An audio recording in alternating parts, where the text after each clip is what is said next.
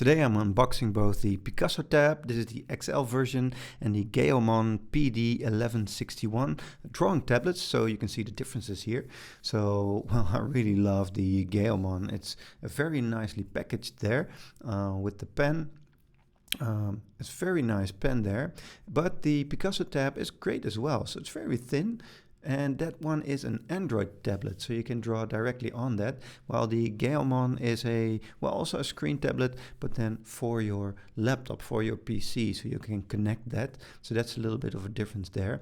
So you can immediately start up the Picasso Tab as it is an Android tablet, and it has some drawing programs pre-installed there, so you can immediately start drawing. So this is me setting this up in like 10 minutes and you can immediately start that. So on the other hand, it's just an Android tablet, while the Gaomon needs to be hooked up to your laptop.